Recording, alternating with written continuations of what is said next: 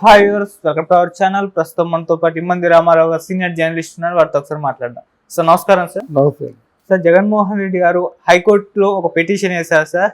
తనకు ప్రతిపక్ష హోదా కావాలి అని చెప్పేసి కూటమి ప్రభుత్వం ఇవ్వట్లేదు, స్పీకర్కి చెప్పి కనీసం ఇప్పించండి అని చెప్పేసి హైకోర్టుని అయితే కోరడం చూస్తున్నాం. సో మామూలుగా మరి దీన్ని ఏ విధంగా చూడొచ్చు అంటారు? అంటే జగన్మోహన్ రెడ్డి గారికి అంత లేదు, ప్రతిపక్ష హోదా దక్కేందుకు అర్హత లేదు, అందుకే ఇవ్వలేదు అని అంటున్నారు. మరి ఇంకా కూడా ప్రతిపక్ష హోదా కావాలని అడుగుతున్నారు, హైకోర్టు వరకు వెళ్తున్నారు. మరి ఏం చెప్తారు సార్ దీని గురించి? అది ఇక్కడ ఆయన కంప్లీట్గా ప్రజాస్వామ్యము రాజ్యాంగము అనే విషయాల్ని మరిచిపోయి మాట్లాడుతున్నాడు. ఆయన ఇంకా ఆయనే చీఫ్ మినిస్టర్గా ఉంటున్నట్టు, ఆయన మాటే శిలాశాసనం అయినట్టుగాను, ఆయన మాట్లాడిందే మాట, పాటాడిందే పాట, అలాగా ఇంకా భ్రమలో కొనసాగుతూ ఉన్నాడు. లేకపోతే అసెంబ్లీ దగ్గరికి వచ్చేటప్పుడు నువ్వు నీ తాలూకు మధ్య మార్పులో నల్ల తువ్వాళ్ళు చుట్టుకొని రావాలా? ఎందుకు? వాళ్ళు ఏం చేశారని? ఇప్పుడు నిరసన వ్యక్తం చేయాలంటే అవతల వ్యక్తి మనకేదో మన పట్ల పొరపాటు చేస్తే మీరు దారుణమైన చర్యలు మా మీద తీసుకున్నారు కాబట్టి వీటిని మేము ఖండిస్తున్నాము అనడానికి నిరసన తెలపాలి. వాళ్ళు ఏ చర్యలు తీసుకోలేదు కదా. ప్రమాణ స్వీకారాలు చేశారు, గవర్నర్ స్పీచ్ ఉంటుంది, గవర్నర్ స్పీచ్ని ధిక్కరించి వీళ్ళు వాకౌట్ చేస్తామని గలాభా చేయడం అనేది తప్పది. గవర్నర్ని తిరస్కరించినట్టయితే గవర్నమెంట్ ఆఫ్ ఇండియానే తిరస్కరించినట్టు లెక్క. వాళ్ళు కేంద్ర ప్రభుత్వం తాలూకు అధీనంలో ఉన్నవాళ్ళు. కేంద్ర ప్రభుత్వానికి అధినేత ఎవరు? Prime minister.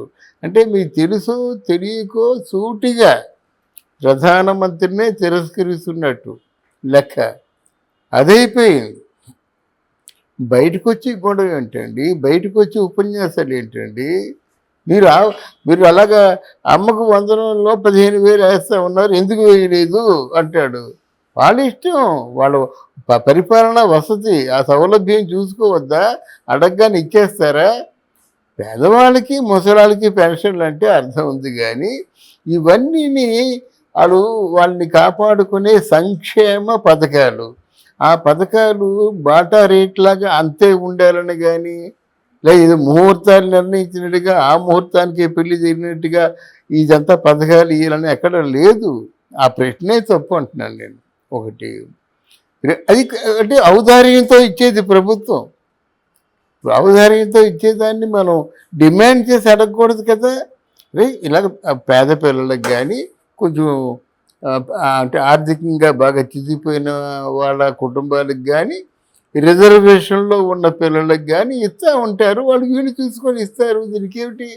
నువ్వు ఆనాడు ఆ మాట అన్నావు, నువ్వు ఈనాడు ఈ మాట అన్నాడు, పోలవరం అన్నావు, స్పెషల్ స్టేటస్ అన్నావు అని ఉబుసుపోని మాటలు మాట్లాడితే ఎలాగుంటుందంటే, ఈ 5 సంవత్సరాల్లో నువ్వేమైనా చేసావా?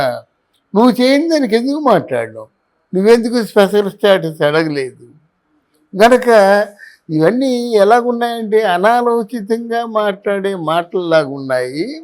అందరికీ డబ్బులు ఏదో తలో కొంచెం ఇచ్చి రండ్రా నాతో నిలబడండి, మనం ప్రభుత్వాన్ని సాధిద్దాం అని ఏదో చెప్పి బలవంతంగా వాళ్ళ మీద దాడికి పురిగొల్పినట్టుగా ఉంది జగన్మోహన్ రెడ్డి తాలూకు ఆలోచనలన్నీ.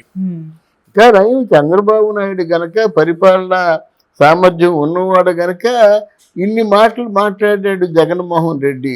ఒక్కసారైనా స్పందించాడా? తిరిగి ఎత్తి పొడిచాడా? అది ప్రభుత్వం, అది పాలన, అది సంస్కారం.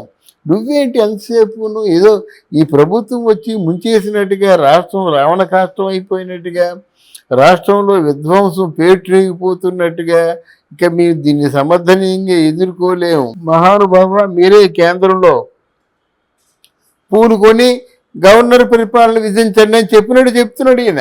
అందువల్ల ఇది హైకోర్టుకి వెళ్ళినా సరే వాళ్ళు అడుగుతారు, నీకు రాజ్యాంగం తెలీదా? హైకోర్టులో ఎవరు ప్రతిపక్షాన్ని తీసుకోవాలో, ఎటువంటి సందర్భంలో తీసుకోవాలో వాళ్ళు బాగా చెప్తారు. వాళ్ళు మొట్టిగా లేచి చెప్తే కానీ ఇది బుద్ధి రాదన్నమాట.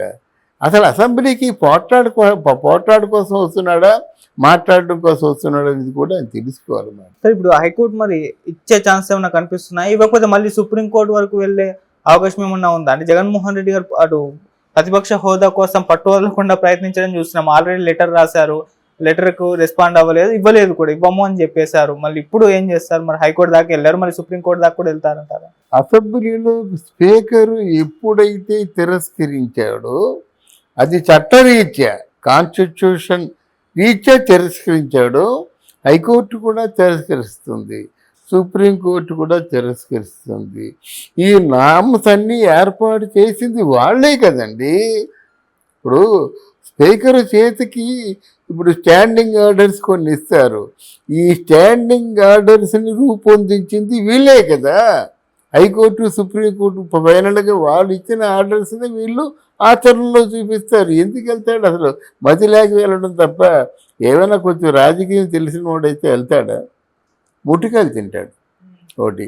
తర్వాత ఆయనే చెప్పాడు, లోకడు ఏం చెప్పాడంటే, ఓ మిస్టర్ చంద్రబాబు నువ్వేమనుకుంటున్నావు, పెద్ద 4-5 సీట్లు లాక్కుంటే నీకు అంటే అప్పుడు ఎన్ని వచ్చాయి? 23 వచ్చాయి. 23లోనూ ఒక 7-8 సీట్లు లాగేశాను అనుకో నేను. నా దగ్గర బారులు తీరి నీ వాళ్ళు వస్తున్నారు, ఒక 7-8 లాగేస్తే నీకు ప్రతిపక్ష హోదా కూడా దక్కదు అని దేని ఆధారంగా ఆ మాట అన్నాడు జగన్మోహన్ రెడ్డి? చెప్పండి. ఈయన మాటే కదా. నీ 4-5 సీట్లు లాగడం చాలా ఈజీ, అప్పుడు నీకు ప్రతిపక్ష హోదా కూడా దక్కదు, సిగ్గు లేకుండా మాట్లాడకయ్యా అన్నాడు. ఈయన దగ్గరికి వచ్చేసరికి రూల్స్ మారిపోతాయా? అవన్నీ ఆలోచించాలి. అరే ఒక పక్క నీ సాటి చెల్లి చెప్తుంది, ఏంట్రా నువ్వు పరువు తీసుకుంటావు ఏంటి, అసలు పూర్తిగా నాన్న పేరు చెడగొట్టేస్తున్నావు. ఒక పక్క నిన్నే మళ్ళీ కామెంట్ చేసింది ఆవిడ. ఆ వినుకొండలో ఉన్నటువంటి దాని గురించి తేట తెల్లంగా ఆ చెల్లె చెప్పింది, నువ్వే హత్య చేయిస్తావు, నువ్వే కుయ్యో ముర్రో అని అరుస్తావు, నేను వెళ్తున్నా అన్నాడు. మరి పెళ్ళి అక్కడ ఏం చేస్తాడో మనం ఇంకో వీడియోలో చెప్పుకుందాం. ఏది ఏమైనా సరే ప్రజలకి మనం చేసుకునేది ఏంటంటే, ఇటువంటి ప్రోపకండాలని మీరెవరూ నమ్మొద్దు. ఓకే. ఎవరైతే కార్యాచరణలో చూపిస్తారో వాళ్ళ మాటలు మీరు నమ్మండి. అంటే ఏమిటి? ప్రోగ్రెస్ ఇన్ ప్రాక్టీస్, అది నమ్మండి అని మనం చేసుకుంటూ సెలవు తీసుకుంటున్నాం. Right sir, thank you so much sir. Thank you అమ్మా.